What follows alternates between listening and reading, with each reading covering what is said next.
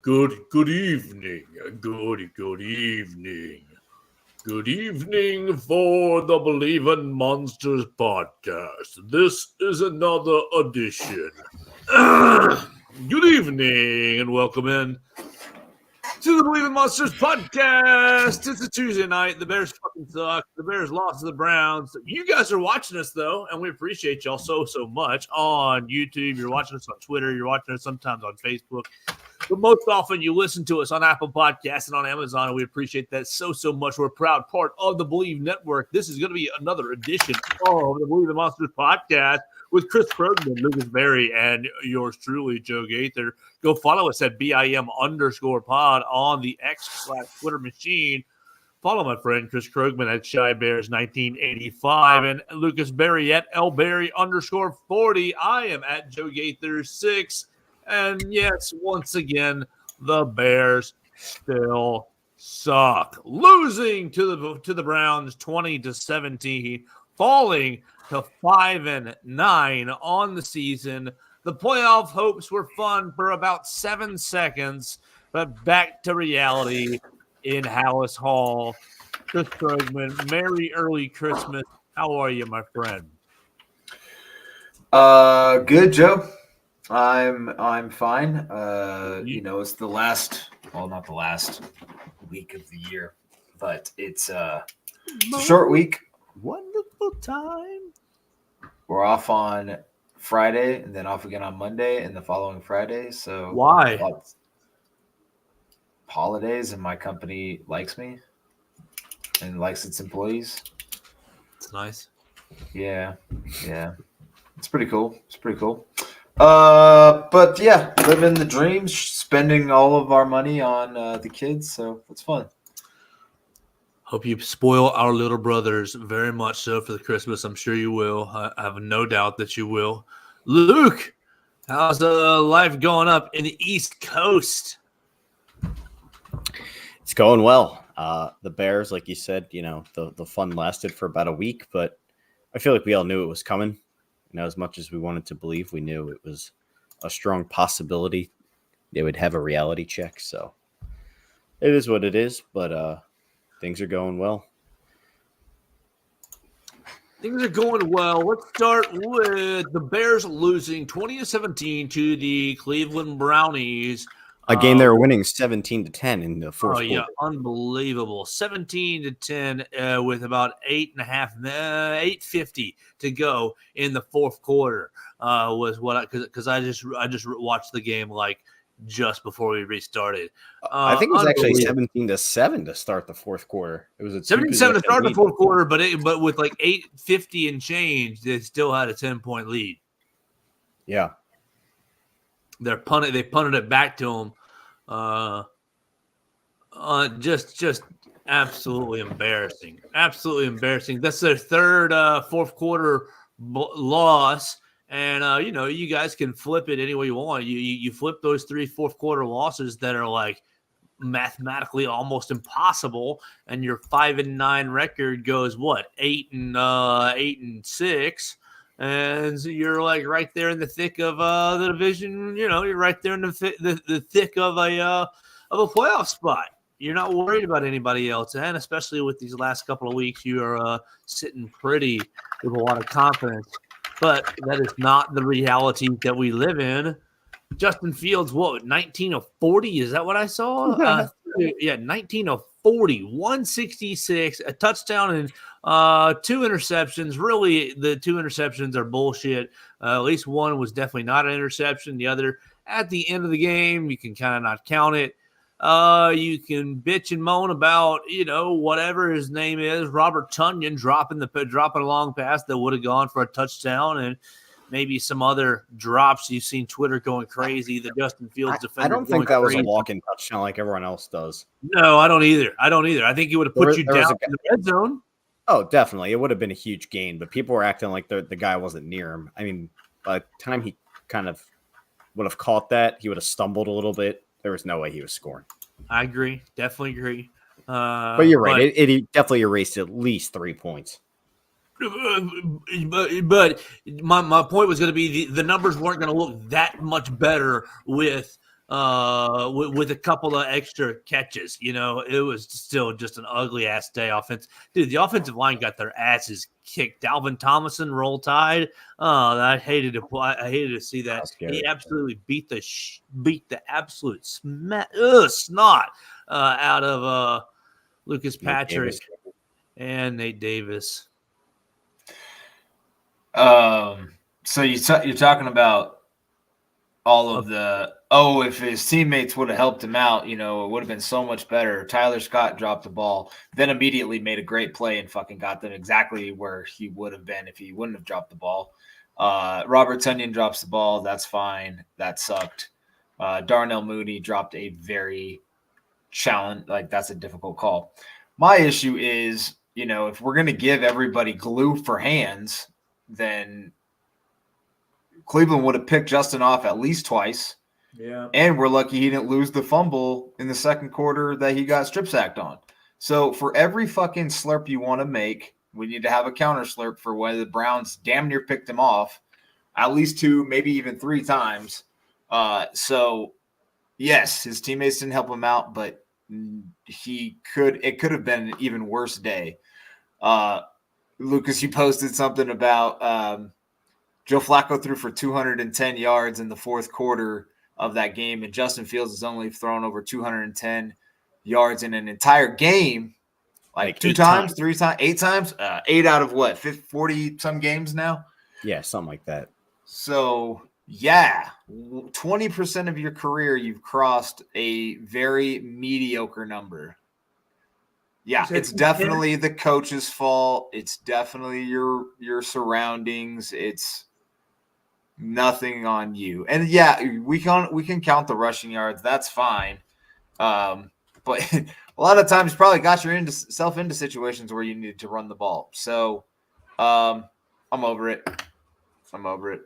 As much as I keep wanting to find a way to let him win me over again, it's just not going to happen. I'm just done. I'm over it. It's over. And what I think is, well, just like, so I see the one play people are saying like was his best throw of the game. DJ Moore is running like a digger out or something from the outside. Finally hit that throw. Yeah, he ripped a 20-yard strike. And people are like, well, this is what keeps you coming back. I'm like, so you're picking one play out of everything that happened this year. Like, I really, the argument that shifts around one play or one opportunity is just crazy. Like, you can't disregard the body of work for one play where he did what he was supposed to do and we're somehow supposed to be amazed by it. Like, yeah, it's an NFL throw that most NFL, like, if you want to talk about, like, look what Flacco did. The play the Browns won on was probably the best throw of the day. The dude was picked off 3 times. He couldn't move the ball for the first 3 quarters. He was sacked 4 or 5 times. Fourth quarter, what does he do? He rips. I don't even, like, he anticipated that Amari Cooper was going to teleport to the ball. Like, it was one of the best throws I've ever seen between 3 defenders. And Eberflus is like, it should have been picked. It should have been picked. That was just incredible ball placement, though. It was great. It was. Like, you want to talk about an NFL throw after you had a horrible game, like, that was it. And that's we don't have that guy. He had another one where he just threw an effortless deep ball to, I don't even know who the guy's at, Tillman. I don't even know the guy's name. I never even heard of the dude. Just nailed him in stride. Huge gain. He had another one to Cooper for a huge gain earlier in the game. That was a nice ball down the sidelines. Yeah, we don't have that guy. So, and that's not even us comparing Flacco to Fields. It's just like, this is what you need to be able to do, like, to be an NFL QB. You need to make some of these throws. And we somehow just can't be wowed by the one he makes. Like, I don't think Fields would have the testicular fortitude to keep throwing the ball after throwing 3 interceptions like Flacco did. And getting as much as the Browns kicked the O-line's ass, we did the same to them. Montez Sweat and Gervon Dexter. Oh, they kicked there, yeah. And DeMarcus Walker, shout out DeMarcus Walker, had a phenomenal game. Yeah, they owned that offensive line. And yes, they're banged up, but so are we. I mean, Tevin Jenkins was out by the second quarter with a concussion. So enough of the excuses. It's just time. I'm very prepared to move on. I'm curious now, like I just don't know what the value is going to be depending on how he plays down the stretch. Yeah, I don't know. I mean, I definitely think the Sam Darnold trade is a good blueprint for what you could at least expect back, if not a tiny bit more. I don't think they'll get What a was it, first like for him, but a 2, 4, and 6 or and something like 6, that? yeah. Like I think you could probably expect maybe a 2 and a 3 and like a day 3 conditional pick or something for him. I think that's Like, fair. I think everyone on planet Earth knows that the potential with Fields has always been through the roof. It's just a matter of can you tap into it or is it too late? But if it happens, it's not going to happen here. But I do think at least that by itself will hold a decent amount of value for a team who might not be able to draft a quarterback this year. Yeah, I just think he's super broken, unfortunately. I don't know if you guys listened to it, Hogan Johns today, but they had a former NFL GM on there. I forget his name. He works for The Athletic, but they're talking about how the Colts hired Shane Steichen last year, and they were saying if Fields would have been available last year, he probably could have seen a guy like Shane Steichen trading for Fields rather than drafting Anthony Richardson.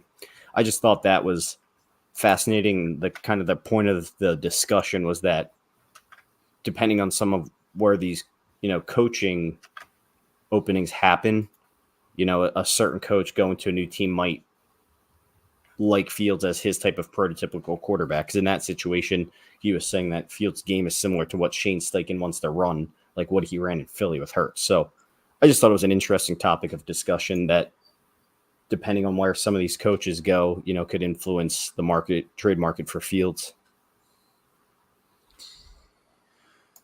So y'all are still dead set on at this point. I mean, Fields, I'm in the same boat with you. He's not going to be your answer. You're still dead set on using one of these top couple of picks on taking May or Williams. 100%. When you say, for me, it's tough because I don't want to say I'm like, if they didn't do it, I wouldn't be unhappy per se, but I would want to see some kind of foolproof plan in place or prove me wrong plan in place. Like if for some weird reason they traded out of one, but then went after a guy like, I don't know, Jaden Daniels or something like that, would you be mad? It would be interesting if you got a ton of picks and still drafted a quarterback top 10. That's just an example, but after my 2 weeks, we didn't draft Caleb Williams. Probably not. So I do think there is some creativity that could be involved here, but the point is you're dead set on drafting a rookie quarterback or drafting a rookie quarterback right here. Because I'm looking at I just threw together a list of 11 guys that it's going to be unpopular. It's definitely going to be unpopular. But if you go the Houston Texans, will throw Davis Mills out there. If you go the San Francisco 49ers, build your roster and play an average quarterback. I got Kirk Cousins, Jared Goff, Drew Lock, Derek Carr, Jimmy Garoppolo, Ryan Tannehill, Taylor Heineke, Daniel Jones, Mike White, Sam Darnold, or Sam Howell will all likely be available at some sort of affordable price this coming off season. And you can have somebody back there that, gets you through. If you're doing that, I'm keeping Fields. All right. That's fine. I'm just kind of like feeling you out here. No, I wouldn't go NFL vet route. I mean, I told you guys before what I truthfully would do is I would draft Caleb Williams or Drake May, and I would keep Fields and play him next year. I know that's not realistic and it won't happen. Personally, that's what I would do. But I do think if you're not keeping Fields, you are dead set on drafting a rookie. I wouldn't go the NFL vet route, Joe. So is that like a no matter what statement, Lucas, or like would there be a trade package offer that you'd move off of that plan for? I think there could also be a world where you see them draft someone in the. I mean, I don't think it's likely, but could you sell me on potentially moving a huge trade package at one? Getting all these assets and then taking a Michael Penix or someone later in the first or in the second. Yeah, you could probably convince me of that. And No. Next year. I'm at the keeping Fields part. I didn't mean the other end of that. I meant like if like Pittsburgh's kind of fallen way the fuck out of it, but like if Pittsburgh offers you a first for Fields. Oh yeah, in my hypothetical situation, I would definitely do that. But that's what I'm saying. Like what? Like where? I guess where's that line for you? Like, is it like if somebody's offering you 33 through 36? No, it definitely. I feel like if it was like a better offer than kind of what we think the market is dictating, I think I would definitely take that. Just trade him back to Washington for whatever our pick is in the second that we gave him for Sweat, and just make this a Fields for Sweat trade, and we win that trade massively, dude. What a massive upgrade. Good God, dude. Did you know he leads both the Redskins and the Bears? Redskins, Jesus. The Commanders and the Bears in sacks? We can't say that word anymore. I was breaking a historical reference, Joe. I'm just teasing. I know. 4.5 sacks for the Bears already. Haters be damned. With the contract extension, he looks like a daggum madman. He's not like quite as fast as Mac was off the edge, but he's certainly got as much impact, at least so far through these early games. I will say the one thing I really enjoy watching about him is that I feel like he doesn't take a lot. Like I always see him running, whether it's to make a backside tackle or whatever, stop the run. Like he's never taking any plays off, but you see a lot of times some of these high-paid DNs, that's what they'll do. If it's not a pass rush situation, they'll kind of sit back on their heels a little bit, let the other guys do the work while they rest up for a third down. Like Yannick Ngakoue. It's interesting to watch him and his still fairly new teammates work so well together on the defensive line on stunts. Like I was going to say him and a lot of Dexter. Stunts. Him and Dexter are great together. Him and Walker had one this game as well. And in previous combinations at the D-line, you would just see them cross behind each other and just run into the blocker. Like there was no game they were playing. There was no beating the opposing blocker, regardless of how many stunts they ran. Like Ngakoue would run all the way from the outside all the way to the other side, and whatever. He'd run from like outside of his guy all the way to the A gap and still wouldn't make a play on the opposite side of the center. Sorry, Lucas, I cut you off with the trade package for Fields that we're going to get. 1 million picks. No, we were talking about my hypothetical situation and what I would accept to go off my plan of keeping Fields and also drafting a rookie, but it probably wouldn't take a ton to sway me to trade him. I don't know. I do think we could get into it, but I mean, how do you guys think this game affects Eberflus's tenure, if at all? I know Chris has been on the trend that he thinks he'll probably be back next year. How we feel after this week on that? No different. We hope that he's gone. I think that this game shows that is another piece of evidence that he's a terrible in-game coach. Awful in-game coach. But, we went back to last week, and I was kind of playing on the hypothetical of, will he get into the playoffs? Will they sneak? Will they stay alive? Will they win 4 in a row? And, that Browns defense is good. It is good. You got to give them a lot of respect for that. But they're not special offensively outside of Amari Cooper, really. And Amari's, probably past his point of being special as a receiver. He's a good receiver, but is he special? I don't know. So, goodness gracious, you got beat by a mediocre team, and you got outclassed. You blew a fourth quarter lead against a mediocre ass team. They didn't get blown out by any means, and right. Okay. Well, No, go that, ahead. Go ahead. that conversation sucks. So No, we'll just go move on. ahead. Well, they didn't get blown out, and you're going to say you had another point as well. Yeah, I mean Cooper's good, and Njoku's good. Moore's good. All solid pieces. And Flacco's way better than And think about that. He's a month ago. He was sitting on his couch eating potato chips, and he's already coming in beating this dude that everybody's wants to make the franchise quarterback. That's what I'm saying. And like this defense, it's the same shit that used to happen when Lovey was the coach. The defense would dominate for 3.5 quarters and then be on the field for fucking 3.5 quarters, and you can't stop anybody forever when you have to be on the field because your offense can't move the damn ball. There was only like 1 or 2 drives where the Bears moved the ball and then they would stall out. A lot of it was, trickery or like somebody, Roshan busting off a long run, Justin busting off a long run, end arounds to Velas, which they didn't do after he busted off 2 long runs, which that didn't make any sense.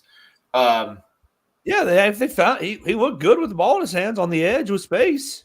Yeah, and they just went away from it. I'm the biggest hater ever, but well, you're just the biggest hater because of the draft position and what he was supposed to represent. But he's a fine piece. He's not phenomenal, but he's a fine piece. I mean, as a wide receiver, like 4 or 5. Trent Taylor had the fucking most awesome game ever. oh. Yeah, why can we not find a punt returner? It was the only time that's happened. I mean, I don't know how shitty the conditions were. Obviously, it was raining. I wouldn't say everybody had problems holding onto the ball. Justin was wearing 2 gloves, so obviously it was wet enough to make a difference. The one that hit him in the chest that he actually lost, that one was just a fuck up. The one before that he muffed went over his head and he tried to catch it with his hands, and that could have been weather conditions, but he got on it and whatever. But man, that was not pretty.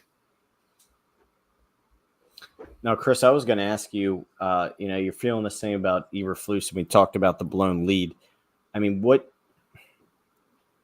I know you can't get fired over one play, but I feel like having the defense, having Justin Jones drop heck into coverage on the play that ultimately sealed the game was just like poetic justice for the way this Flus thing gone. That's your boy Justin Jones. It was just like you play phenomenal. It was the play where the Browns just needed a field goal to win the game with like a minute left. And Eberflus overloaded the left side. I think he sent like 7 guys and he dropped Justin Jones back in the flat. And it was just like him versus Njoku, and Njoku just completely ran past him. And that was the game. Like the 3rd and 15 or whatever? I don't think it was that long. It might have been 3rd down. It was one of the last plays. It got him right in field goal range, though. Yeah, I think that was. And then we stopped him. Yeah, but it was just like, I don't know, man. It's just like, he called such a great game, then that happens. Is just, I feel like it's kind of just been almost a representation of how he's been as the Bears coach. So my biggest thing about that and everything is, we talked about making excuses for Fields. If last year is a lost year and it's a rebuilding year, then Flus has to get the same thing. So if this year is... But they're baseless excuses, aren't they? Like, we think they're dumb excuses. I don't know. It's just... So my other point to that is you're never going to get anywhere with this amount of turnover. Like, if we don't have any continuity in any aspect of the organization, the only continuity in the aspect of the organization and why we've been losing for 20 to 30 years is George fucking McCaskey. And that is the sad truth about it. I have a great idea to fix your problems. Hear me out. Kill Virginia. This is a legal move we could use. You fire Eberflus, right? But you make Phil Snow DC for the next head coach. And you just say, this guy knows our defense. He knows the terminology. He's running the defense. And you hire an offensive head coach. It would never happen. Rarely in my works. mind. Rarely works. In my mind, it would be perfect. Because that's the guy, in my opinion, who's been. I mean, ever since they hired him, the Bears defense has been insane. So I think there's some correlation there to that going on. So, I mean, we talk about like on the other side of the ball with Getsy's play design versus his play calling. So if you're saying that's like, what aspect of the defense do you think Snow is affecting? Is it like play design or getting people in the right place or play calling? And if it's play call, like he's not calling the plays, right? Eberflus still calling the plays. I don't know. Ever since they hired him, they've been blitzing more. Don't you think it's been strategizing? Probably. Potentially. Yeah, getting the game plan. That's Phil Snow's. I think that's his job, is to scout the other team's opponents weeks in advance and like kind of come up with a game plan ahead of time for them to install. So I don't know. I just think it's interesting. But my big thing about Flus is, even though I don't dislike him per se, I just don't know if he's the head coach I want having around if they do go the rookie quarter. Like, I feel like getting rid of him is a lot easier if you say, okay, I'm going to draft a rookie quarterback. I don't really want this guy leading my team. I just pulled the play back up, Luke. Okay, so it's 3rd and 15. Oh, it was 3rd and 15. Okay. It's 3rd and 15 with 56 seconds left. The Browns are in a 3-by-1. They're in 11 personnel. Njoku's coming out of the slot. Njoku's coming out of the slot. And then Justin Jones just feels like a flat zone.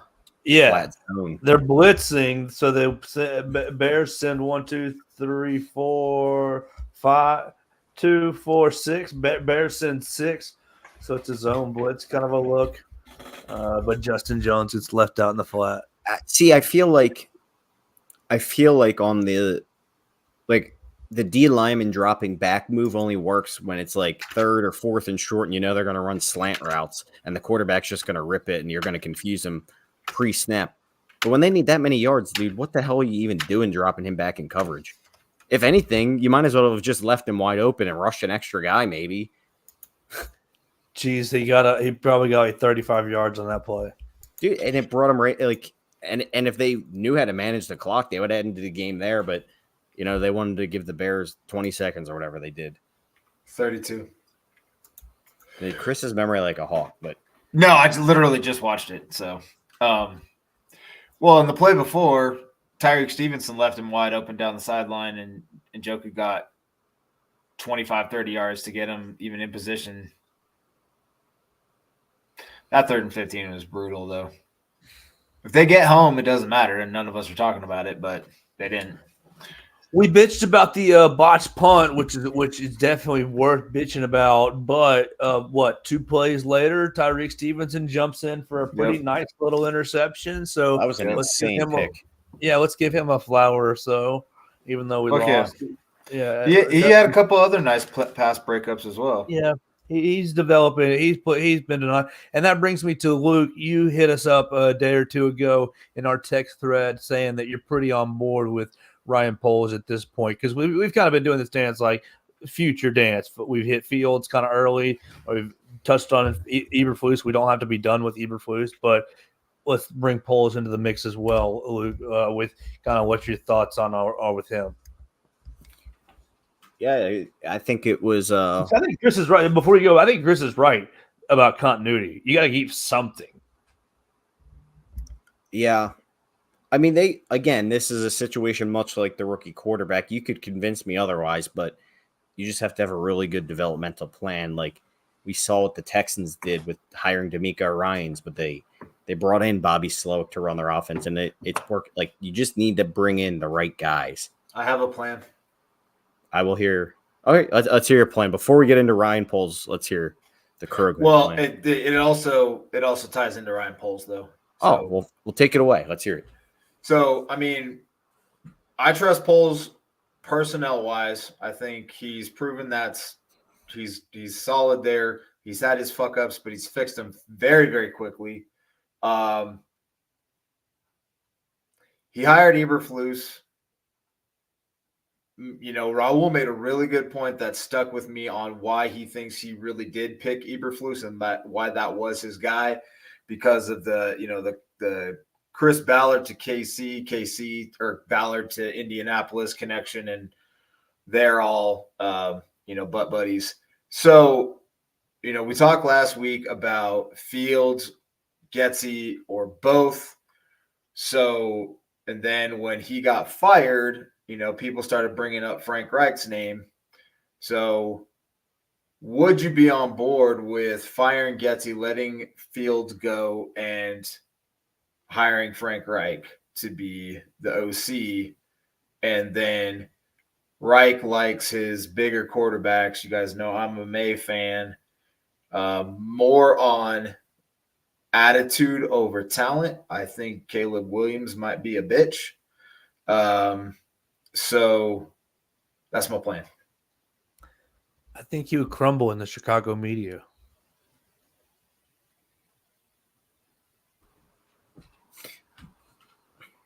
I would say it's not a bad plan as long as Ryan Poles wanted to draft Drake May. I wouldn't draft Drake May because I hired Frank Reich. That's fine. I think Reich's going to be a big piece of the conversation, though. If that's the move that they make with right. offense, or I mean, if Getsy stays, which is completely plausible as well, because Flus hired Getsy, and Getsy could easily sell, hey, look, this season doesn't look this shitty offensively if I have a quarterback that doesn't completely hamstring me from running what I wanted to run. And even with this guy running our offense, I designed things that worked to his strengths, at least to a degree. And then to like Joe's point, to Michael Gus's point, like you can't just run Justin forever. Like they figured it out. They start to box him in. He's going to have to make throws. And going back to your earlier point, Lucas, about the 20-yard dig to Moore, how many times has JT O'Sullivan said you got to hit that play earlier in the year where Justin didn't hit it?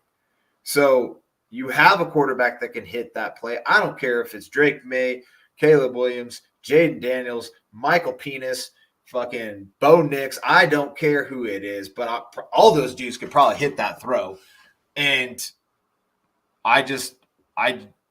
if you want to string up Luke Getsy, whatever. I mean, string him up. String him up. We want blood, Krogman. We want blood in the streets for this fucking debacle, this 5-12 season that's about to be upon us. Dude, it's year two. It's year two. It's year 2 of 2 million. Hey man, I get it, dude, but sooner or later, like we can't just keep setting the fucking reset button. Like it's just got to stop. Like look at dude. I wish the Packers would have fired LaFleur, or like some dumbass Steeler fans want to fire Tomlin. Like, good God, dude. We'll hire LaFleur tomorrow. I'll hire LaFleur and Tomlin and let them head coach together. Yep. No, I wouldn't do that. Do you understand what I was saying though, Chris, about like they have to, like, I guess what I'm saying is would you really let a new offensive coordinator you're hiring influence the back decision that much? I feel like as the GM, probably not through this Justin Fields thing. Like, I feel like him and Kevin Warren need to get together and they need to find what guy they just think is the best. Who cares about scheme fit? Who cares about just find the guy that you think is the best. But I'm not doing what Carolina did this year. Well, they didn't listen to their GM. No, I'm not talking about the owner. I'm talking about the GM and Kevin Warren, the football guys. No. I'm not talking about McCaskey making this.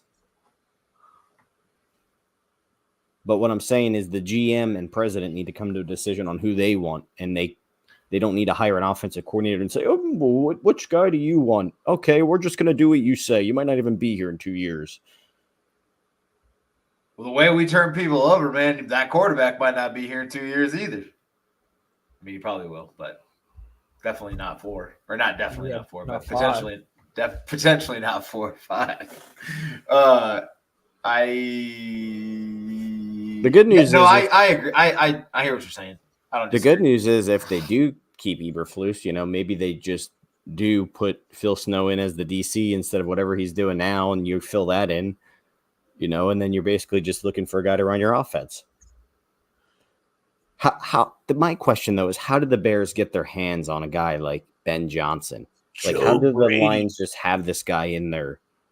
Like, that's what we need. We need a young, innovative mind. We need Joe Brady. Shit, dude. I don't know. Maybe you hire the Dolphins offensive coordinator, someone like that who, isn't calling plays and wants a bump up. You just ask Mike McDaniel if he wants to if he's tired of Tua and he wants to come coach in Chicago.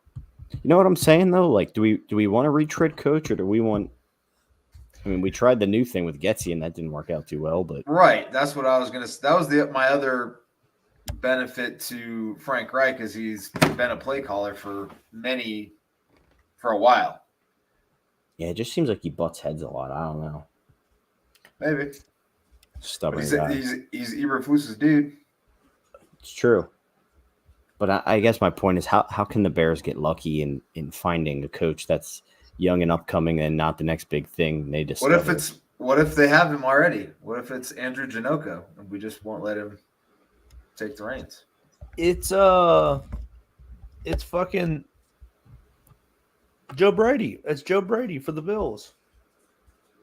He got his shot. He blew it. You blew it. He blew it. He's like 33. Wasn't he an offensive coordinator for like half a year and he was horrible? Yeah, you're right. But it was with Carolina, wasn't it? No, yes, it was. No. The most Bears thing they'll do is going to be drafting Caleb Williams, and then they're going to hire Cliff Kingsbury to be their OC. Oh my God, that is the most Bears thing they could possibly do. Yeah, he was offensive coordinator for Carolina from 2020 to 2021. Now he got canned. Now he's Bills quarterbacks coach and interim offensive coordinator. Right. It's going to be interesting what they do on the offensive side of the ball, regardless of what category you fall into. Keep Eberflus, get a new coach, whatever. It's going to be fascinating what they do, potentially to bring in a new quarterback into. I'm curious to see their plan on that, because I really don't know which way they'll look for that. Yeah, it'll be interesting what Kevin Warren thinks about all this. If he tells Poles he's got a clean house, because Chris, you're a big businessman. Get Kevin Warren on the show. Okay. Yep, sounds good. Audience, stay tuned. The next couple of weeks, we'll have Kevin Warren on the show, brought to you by Chris Krogman. We'll probably find a Kevin Warren. I don't know about that Kevin Warren. It's pretty. Yeah, it seems like a fairly common name. Right. Exactly. So, this is an all-encompassing loss to the Browns, to kind of put this on a big old bow, right?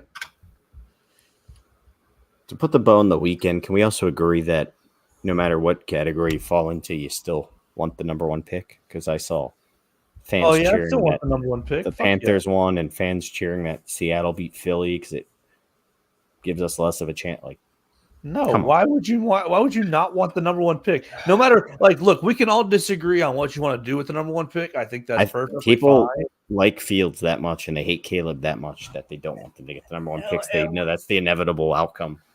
I'm so not in on anybody that will duh, you definitely want the number one pick, because what I would do with it is way different than what everybody else would do, is just trade down a bunch. There's not a bad option with it. That's the point.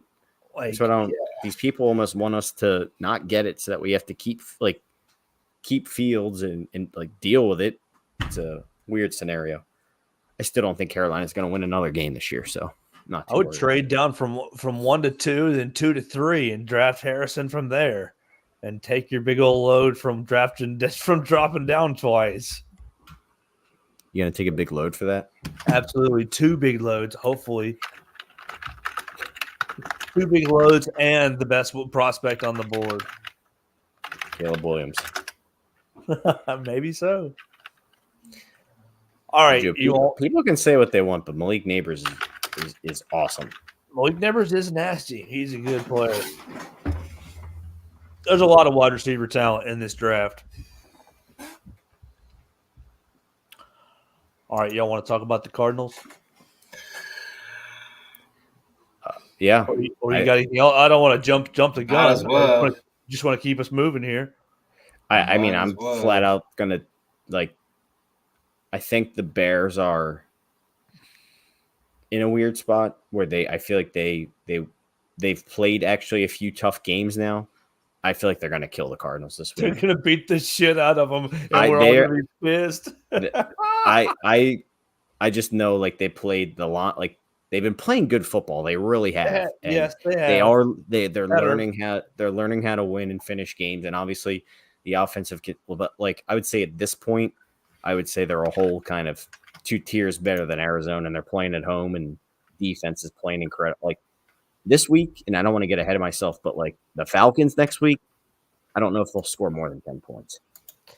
Bears 4-point favorite at home, 5-9, hosting your Arizona Cardinals at 3-11 at 325. The over/under is set at 44.5. ESPN analytics give the Chicago Bears a 62% chance of victory. I'm with you, Luke. I think it's going to be a Cardinals. I think it's going to be a blowout in favor of the Bears. And when I say blowout, I mean 14 to 16 points. So it will be a nice little win. I do think the Bears will cover. I think it's going to be perfectly infuriating for everybody who's pulling for draft position, and thus also everybody who's been looking for growth. And it's going to show like a little too late aspect. It'll feel good to win, but it'll kind of be like, great, what do we do with this now? We beat one of the worst teams in the league. It's like the storyline of Eberflus and Fields' careers. Like, just beat up on the garbage men of the league, make yourself look good for a week or two, and then go out and play a real team and show the world what you actually are. Defense will handle a little Kyler Murray, I think.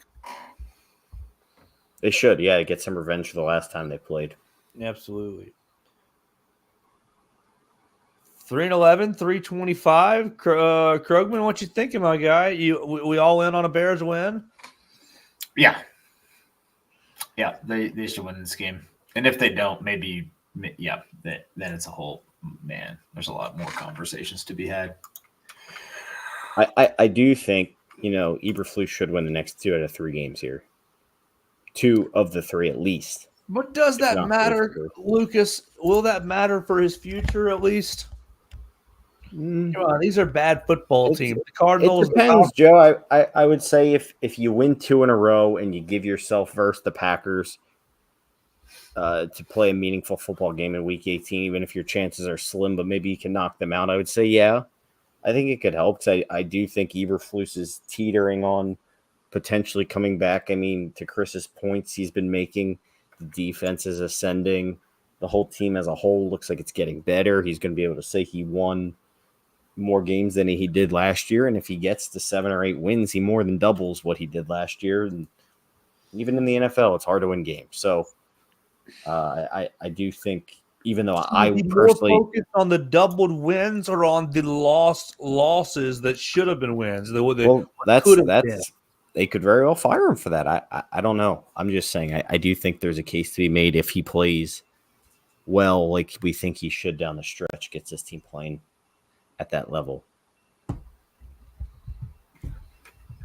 Chris Krogman, your thoughts on the upcoming week against the Arizona Cardinals?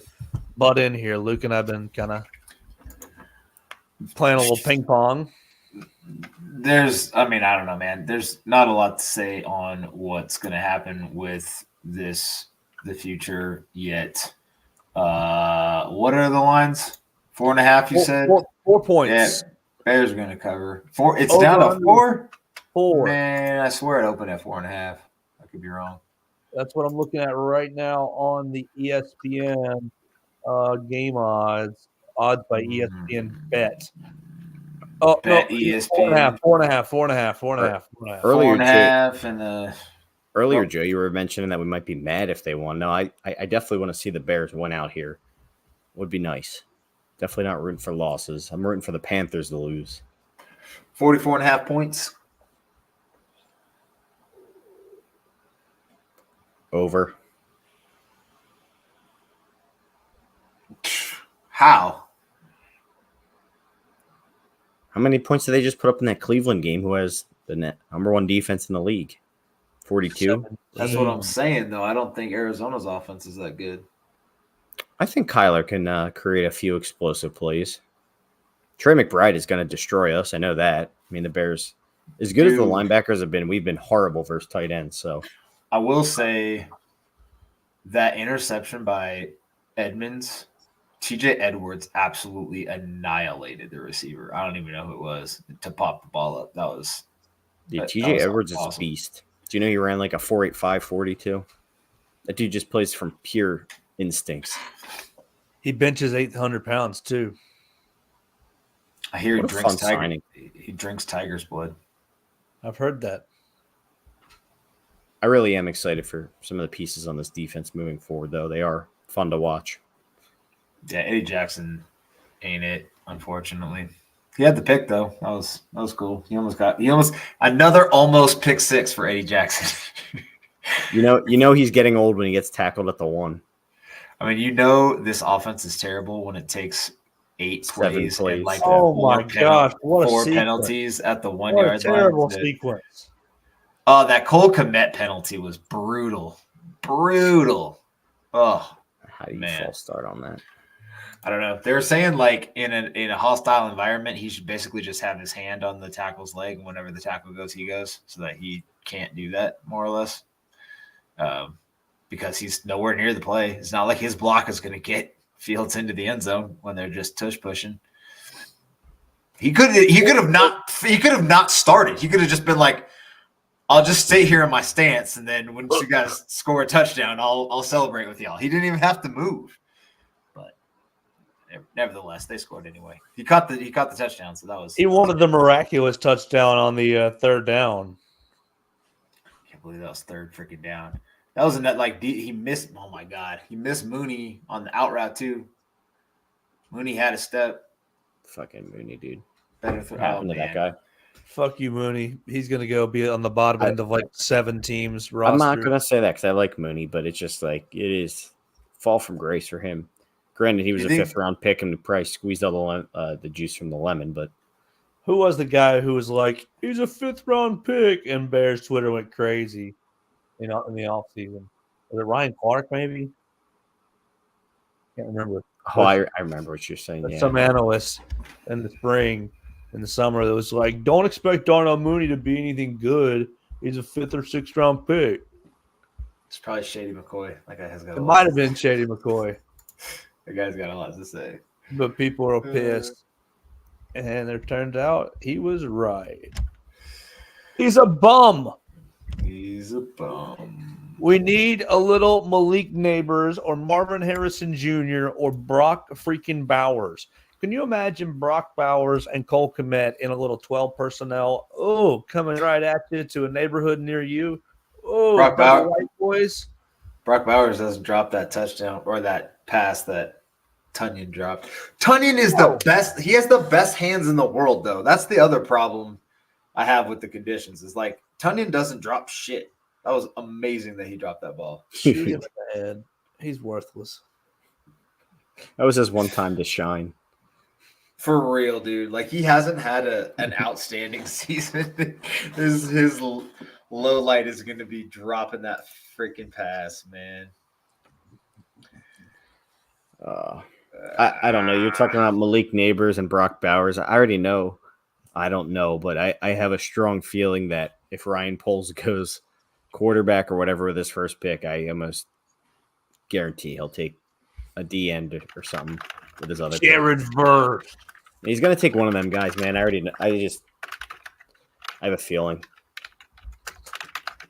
I like the tackle out of Illinois. I like Latu.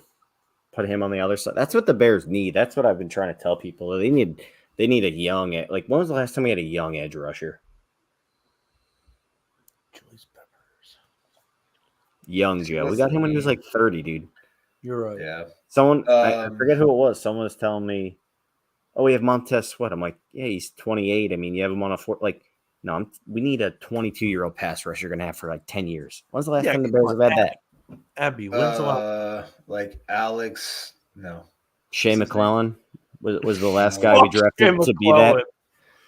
Who's that kid Anderson? Alex Brown, When Mark they went to- Anderson, Alabama. Yeah, there we go. I'm talking about stud. Like, Yeah, Mark he was a Anderson- he was a one and done though, dude. He had Yeah, 12 sacks his exactly. rookie season and fucking then didn't. UDFA guy. So you know what I'm expect? saying though, but if I don't know, Leonard Floyd. you add another edge rusher to that line, I think you're cooking with gas, honestly. Leonard Floyd. As soon as he left, for sure, he was legit. Even oh my god, Terrell Lewis. Still Oh, not man. signed.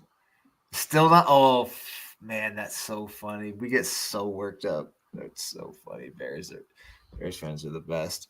If anything, this season is giving me like way more sanity. I won't get like Oh, crazy really? about the Bears again until they're like Fuck no. There's no actually reason good. to. Nah, Yeah. there's no reason to get all worked up about it. People are really worked up this year. Oh, They're dude, stupid to be. They're 'cause dumb.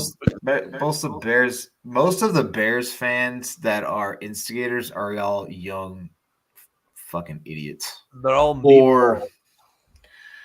Or other podcast hosts that are throwing everybody in a fucking tizzy. meatballs.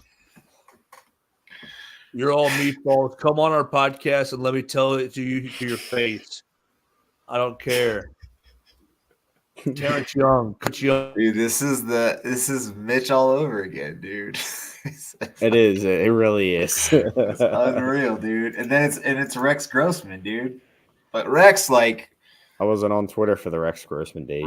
nobody, like, Twitter didn't exist, dude. Or if it did, We were fighting in the barber shops over Rex Grossman. Fuck that guy, dude. Sexy Rexy. Oh, is he a franchise guy or not? Oh, he took us to a Super Bowl. He passed like 5 yards. Super Bowl. Dude, that they were so sick for the first like 5 games of that year. Then they hit that Cardinals game, had a bump, but still, Devin Hester won the game. But the offense wasn't ever the same. But the first 5 games of the year, dude, they were like 30 points a game, legit 30 points a game. And Rex was chucking it all over the place. And we let him off the hook. And it's Jay Cutler all over again. Jay, It's baby. all of these things. I love you, Jay Cutler. I'll always defend you, Jay Cutler. Give me one, dude. Just one, 9 like coordinators. 1 10-year. How do you let one of your 9 offensive coordinators to trade away Greg Olson? My offense doesn't use I it, tight end. mean, who Figure cares? it the fuck out. It's not like Greg Olson is like Travis Kelce or Tony Gonzalez or like he's a nice He piece, was but for that fucking, era. like calm down. No. Do you remember, what's funny, man? What I remember about Greg Olson is like right before he left was a game against the Vikings where he fumbled fucking twice and gave it up, like right at the 50. 2 fumbles, like back-to-back drives. I'm like, what the man? Trade this bum. Trade him. We don't ever want to Unreal. see him again. It's crazy to me that he just retired like a few years ago, though. Like, I feel like he was on the Bears so long ago, and he just retired a few years ago. That's insane.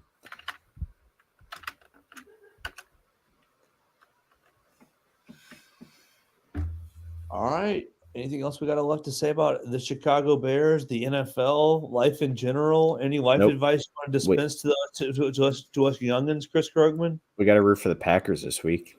No. Oh, no. They're playing the Panthers. I want the first pick. I need to see the Packers win. Can they just like suicide themselves in the locker room before the Panthers game, and then the Panthers like get a forfeit? My laptop's about to die. We got to give our score predictions now.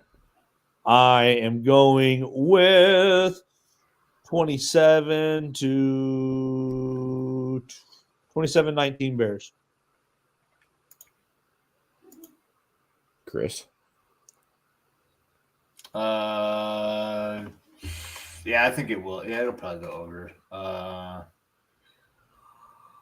Oh shit. 24-20 A naughty word. Bears. I know. Sorry. 24-21 Bears. Then it gets over by 1. Nice.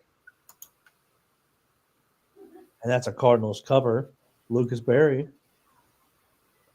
27-20 Bears. So Lucas and I are right in line with one another. Every one of us are picking a Bears win. 2 guys have a Bears cover. We're all going over. We're having a lot of fun here in week number 16 on the Believe in Monsters podcast, right? A 16, lot of 17. fun here. All right. Well, guys, we'll be back next week to preview a Falcons game. Dear God, if you can't beat the goddamn Cardinals and the Falcons, just don't show up at House Hall again. Please don't do it. We'll get out of here for the day. Do I have to sing the song? Yeah, you do. Okay. Bear down, Chicago Bears. Make every play clear the way to victory. Bear down, Chicago Bears. Put up a fight with my toe. Fearlessly. We'll never forget the way you filled the nation with your shitty formations. Bear down, Chicago Bears. And let them know why you suck big ol' balls. You're the pride and joy of Illinois. Chicago Bears. Bear down.